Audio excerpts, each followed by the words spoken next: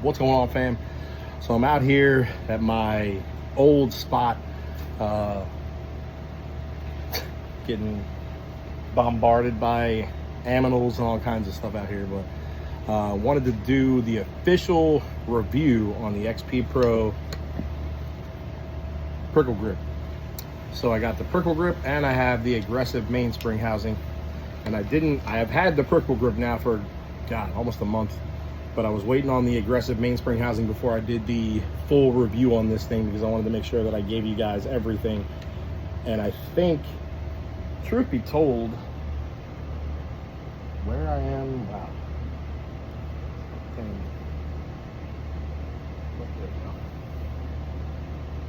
Truth be told, so let's put it this way. Look at it. I would honestly say that it definitely gives the pistol a more premium look. It gives it a more refined finish look versus the golf ball texture on the original grip.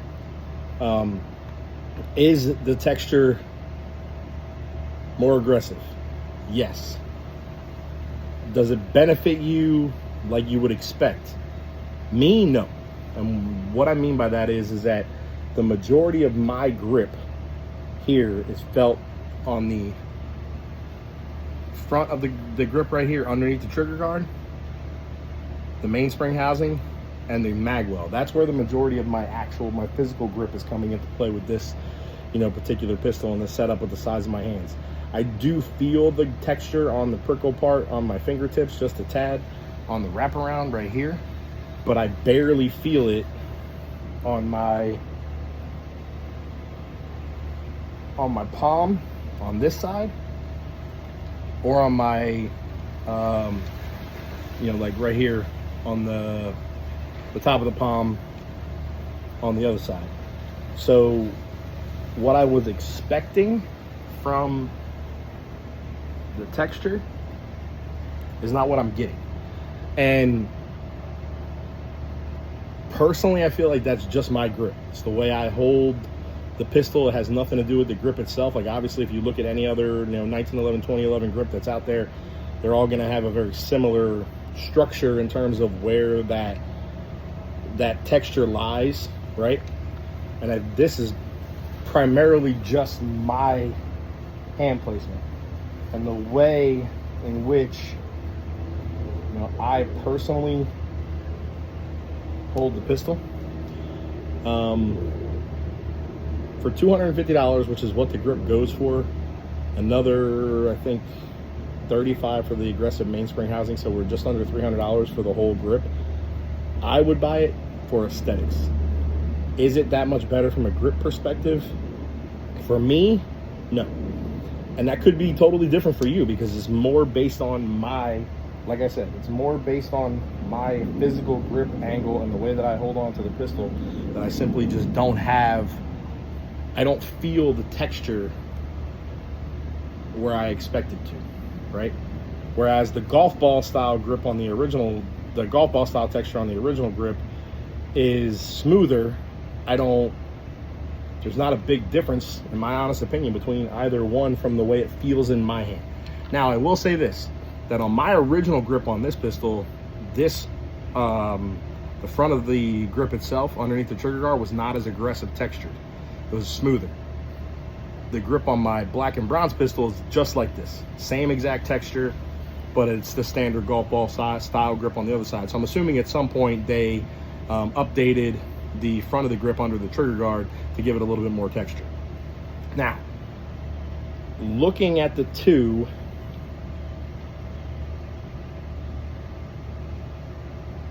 I don't know. I love the way it looks. I genuinely think, like I said, I think it gives the pistol a more premium feel. I think it almost makes it look more refined and more finished, and I love that. And I think from an aesthetic perspective, that's more than enough for me to justify the almost $300 to spend on it. And I guess it would honestly it would depend on your personal grip and where you're holding it, whether you're actually going to benefit from the texture or not. Now, I can absolutely feel the aggressive mainspring housing on my thumb, the bottom, the palm under my thumb right here. And I'm sure that once I'm actually under like recoil, I'll probably feel it even more. But overall, super easy to install. Now I will say this, I did have to modify my red dirt trigger that was fitted for my stock grip.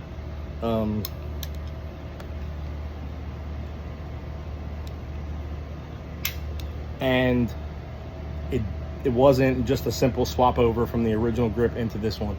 And now I will say this, let me just preface that with saying I didn't install this red dirt trigger in my XP until I had about 1,000 rounds in it. So it's very possible that, being that this was a brand new grip, unused, that there was no wear on the trigger channel whatsoever. And after 1,000 rounds put through the original gun, I'm sure there was some wear on the trigger channel, and that's probably why it was looser in terms of the overall fitment in there, and I didn't have to take as much material off. It was more about just notching it for the mag release.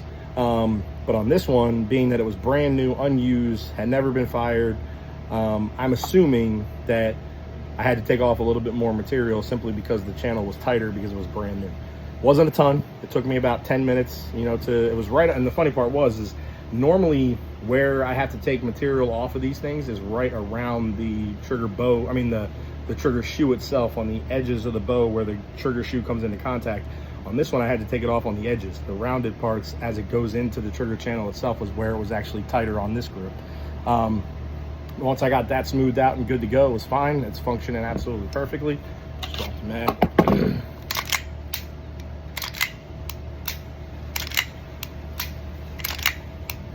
Perfect. And we're still sitting at right around a 2-pound trigger pull, 1 pound 14 ounces or so. And I'm digging it. I mean, I definitely think, you know, this thing looks fantastic.